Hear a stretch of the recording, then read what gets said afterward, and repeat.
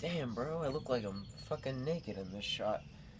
I'm getting ready here. It's 8 a.m. on Sunday. We've got long run, and I'm a little bit scared right now, but it's it's been raining pretty much the last 24 hours, so it's pretty cool right now.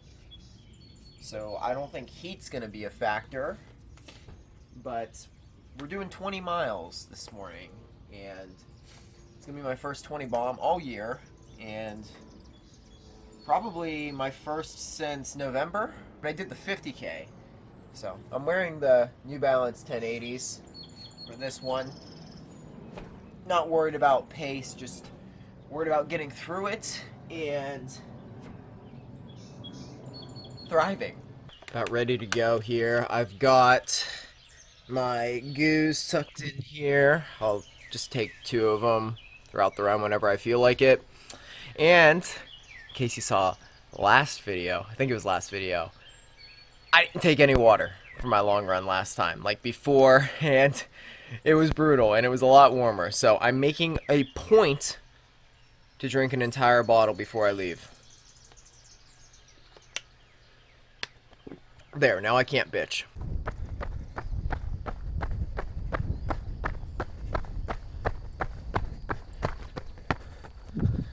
We're gonna be out here for a while. Probably won't get back until 10:30. This is gonna be like a 2+ hour ordeal, probably closer to 2.5, assuming everything goes well. I woke up this morning, and when I'm consistently uploading, the first thing I like to do is check my YouTube, see if I got any comments and respond to them accordingly. And I got a comment, I'm not sure how to decipher it. You can only read into text online so much. It just said, "Take a break, dude."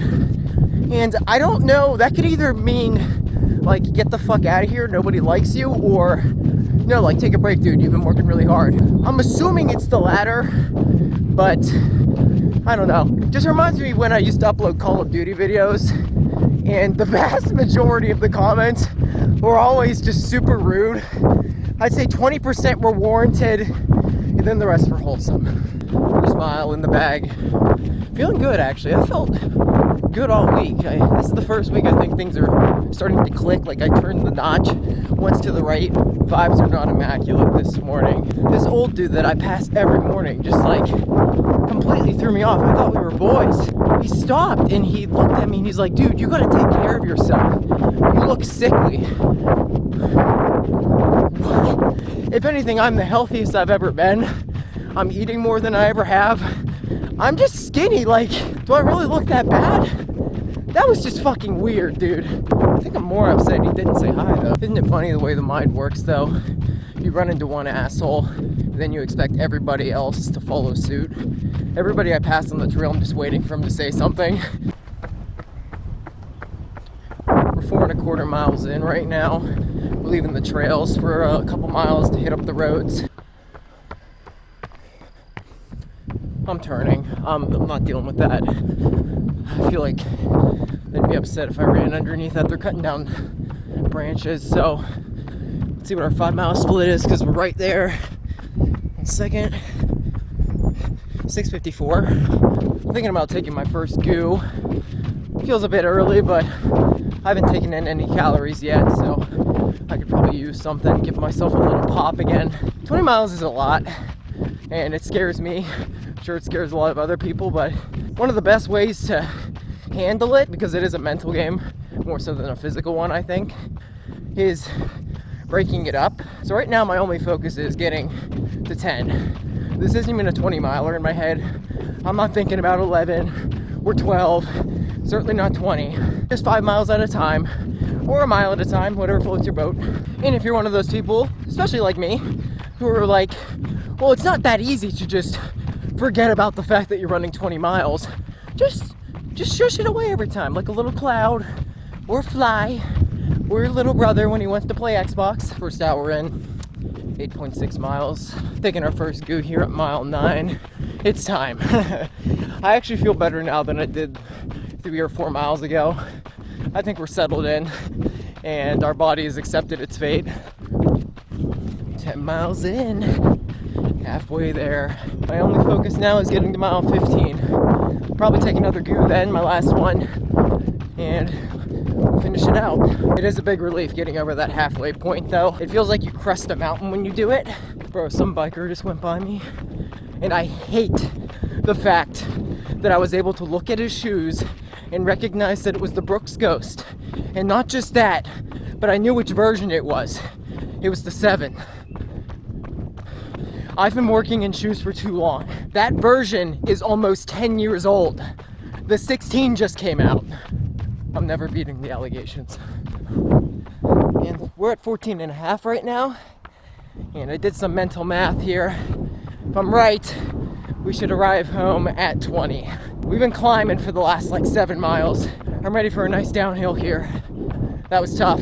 We are going to make it. Taking my second goo here at mile 16. Feeling good. Definitely feeling some fatigue, which is customary at this point, but I can see the light. 1 mile to go. I'm starting to hurt a little bit, but just a couple more minutes. Last 3 miles, 6:08, 6:13, 5:56. Damn, man. What a run. 20 miles. It's my longest run in a long time. And we still got a shit ton of work to do over the next few weeks, but I'm really happy with where we're at. Actually, this went a lot better than anticipated. And that was a heavy negative split, so overall the legs felt really good, but I am ready to chill out for the rest of the day. Could a sickly person do that? I don't think so.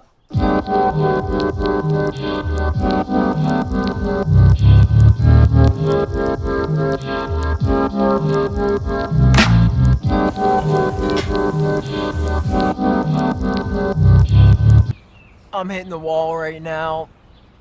Oh my gosh, I ate so much, and that was like the first time in a while that when I got back from a run, I was just craving sugar.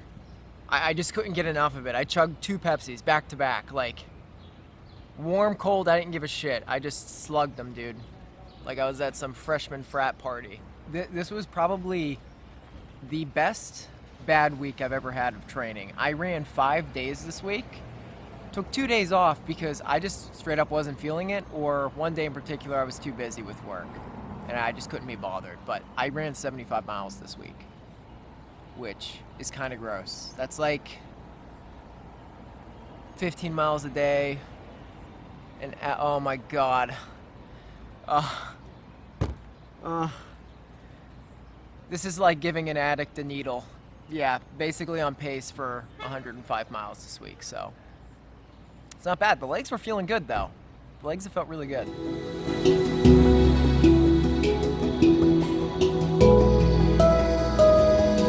This isn't clickbait though. I've got some secrets to share with you guys, and I figured, because I imagine the average person watching this is a runner or interested in running in some way, shape, or form, you might want to know, because it pertains to Hoka, probably the most popular brand on the market right now. A little oversold, one thing I've definitely learned, but they are on the come up if things are panning out the way I see it. We met with the Hoka reps at work a couple days ago, and they told us a lot about their upcoming shoes, including the new Bondi 9, the new Clifton 10, and some other stuff. So I figured I'd share some secrets, because I know, at least as far as I've seen, you can't find anything online about the new Bondi, and that thing's been in development for at least 4 years.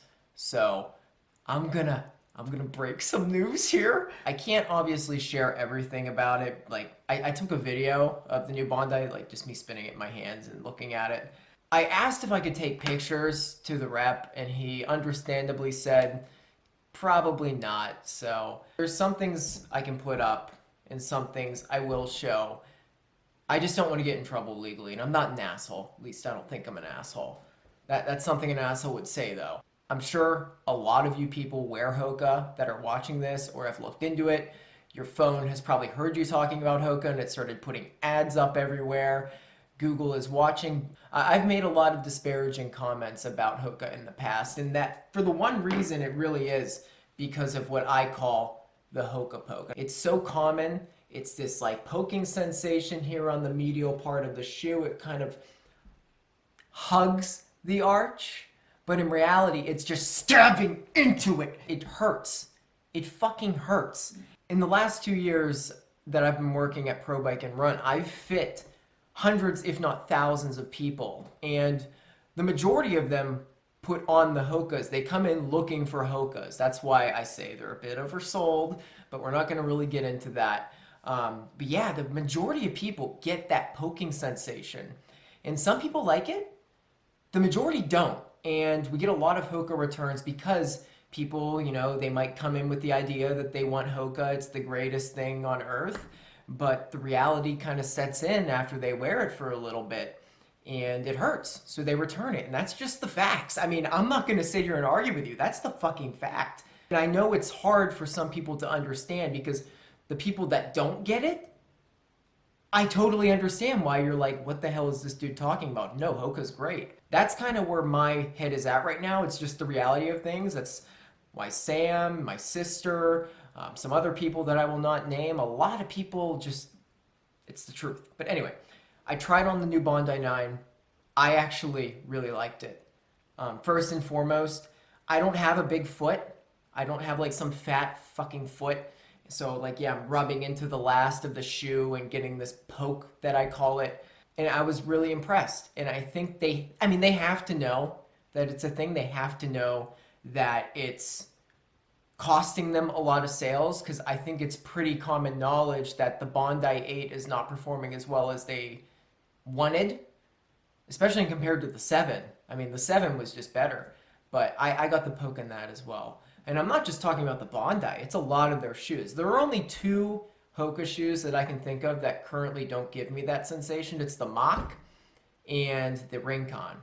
And naturally, they're my 2 favorite shoes. And why did I like the new Bondi? First off, the cushion is fabulous. It's really soft. Like, it's night and day compared to the old one. The old one was soft, but I still thought it was a little on the firmer side when you compare it to an Asics shoe or the fresh foam that you find in the New Balance shoes. I mean, that's like the softest foam you can get. And for a lot of people, understandably, it's too soft. Once again, no poke. Granted, I was trying on a size 10, which was a little big for me. I'm like a size 9, but I think I still would have felt it. And I don't recall Sam or my sister feeling it either. I mean, if they get rid of that, like, sky's the fucking limit with that shoe. It still looks like the Bondi. Obviously, they changed the aesthetic a little bit, but there's no reason to really get into that. The Bondi 9 is releasing on January 15th, 2025. They gave us a date. Now, don't come back to me if that changes in the future, because obviously January is a long time away. Things change, but that's the date they gave us currently. 1/15/25. Be ready.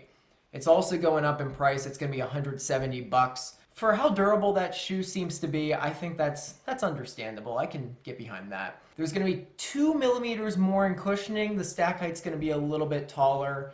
So that's probably why it feels a little bit softer. That makes sense. The success of the Bondi 7, I mean, if there's one thing I've learned working there, most people prefer the 7 over the 8. The 7 had a wider base, a wider last. It had a wider toe box.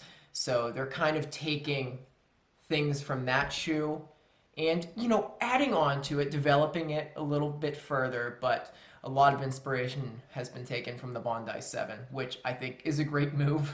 As for the actual bottom, if you were to flip it over, it isn't as wide. If you look at the Bondi 8 and the 7, I mean, that thing is a clunker. And, you know, not to stereotype, but a lot of women, they see that, they're like, hell fucking no. So that's why they just wear like a Clifton or something. But I thought the design was sleeker, and apparently it's a little bit faster. But, I mean, it's a max cushion shoe. You're not running a world record in it, let's be real. They also touched on the upper. In the past, their uppers were a little less developed than other shoes. I mean, if you compare a lot of Hoka's uppers to other brands, you can tell it is a little bit behind. It doesn't quite have as much give as it probably should. So they've developed that, and it's just a little bit softer. The shoe will also be offered in extra wide, which I didn't know it wasn't already offered in extra wide, but That was a big point that they went into. Another thing which I thought was kind of silly, they talked a lot about colors. I'm not really going to get into that, but I've noticed that a lot of people, one thing that makes Hoka really popular is their color selection. They do it just about better than any other brand. So they kind of got into that, and I didn't really find that really interesting or enlightening in any way. But I get from a business perspective, they're leaning into things that work, and people really like the colors that they offer. Because I know I'm a big Asics guy. I think if you've watched this channel, it's pretty obvious. They don't do colors very well. Their shoes are pretty, for the most part, bland and sometimes ugly. I think Hoka's are definitely better wear around shoes, like if you want to look good, feel good, right? More aesthetic, but that's really all I'll get into on that front. Now, for the Clifton 10, I can't show pictures of that either, but that is scheduled to release on April 15th of next year, and like the Bondi, it's going up in price. It's going to be $150. So this one got a very interesting change. It was either a 4 or 5. I always get it mixed up with the Bondi, but obviously a lower drop. They're raising it to an 8mm drop. That, I'm kind of okay with that. I think that's a really interesting change and unlike Hoka, and I'm glad they're actually doing something a little bit innovative.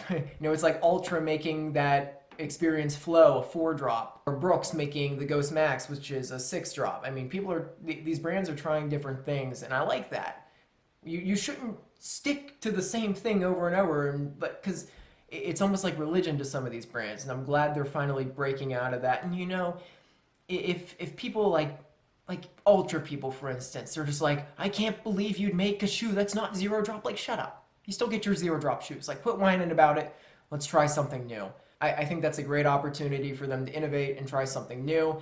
And I also tried on the Clifton. I didn't feel the poke in that either. And I think personally, that one, I get the poke. I hate saying the word poke, but there's no other way to put it. This stabbing sensation right here, I typically get it worse in the Clifton than the Bondi, but I didn't feel it in this one, so it's looking good. The reason why they raised it to an 8mm versus they raised it 3mm, so it must have been a 5, which sounds about right. The reason why they raised it was because a lot of people were complaining in the old Clifton that it felt like they were kind of, when they would stand in it, it felt like they were sinking back into their heel, almost like a little crater. So now, because it's an 8 drop, it'll sort of naturally feel like they're in a 5 drop shoe. That's kind of how they explained it to us, which I guess makes sense. And there were a lot of issues in the past with people kind of rubbing in the pinky toe area, so they widened the toe box on that shoe, which that's also good. I'm not sure if there's a lot about this. I didn't really research into what's available on the internet in regards to this shoe, but I will show this because it's coming out on July 1st, so like a month away. I think they'd be okay with me doing this. If they want to take me to court, I mean, fuck. So the new shoe that's coming out on July 1st is going to be called the Skyflow. And this shoe, I have mixed feelings about it. First off, the main idea behind it is to kind of fit a shoe in between the Bondi and the Clifton. So the Clifton's going to be $150, the Bondi $170. This shoe is going to be $160.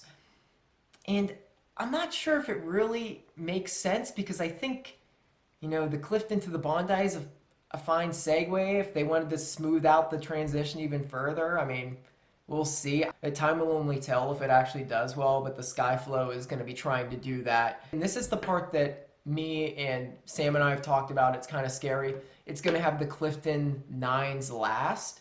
And remember what I said a couple minutes ago, the Clifton 9s last really hugs that arch. And if I get the poke in that shoe, I'm going to call it shit. Because if I'm getting it, a lot of other people are going to get it too. But on the off chance that it doesn't, it should be a pretty cool shoe. But I mean, I don't have the highest hopes for it. I think the new Clifton and the new Bondi will do just fine. But, once again, I like this experimentation, trying new shoes.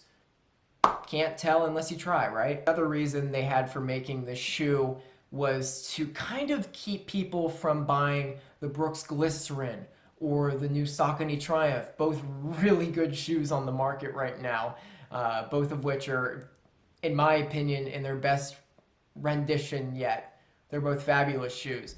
But I mean, the Bondi is just kind of in a league of its own in terms of like how much is in it. The Skyflow, it's probably going to be pretty similar to the Glycerin and to the Triumph. So now they kind of have a shoe to compete with them. And it's just like when Brooks made the Ghost Max. That was a great decision. I think it was the best thing they ever did, because now Hoka didn't have a monopoly on that style of shoe.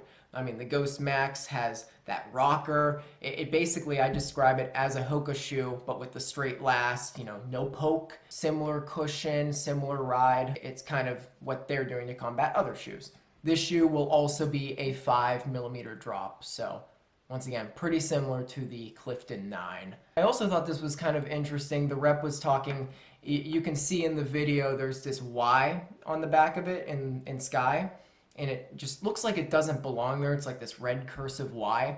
And he said this was like a nod to some Hoka rep that was like beloved and she died.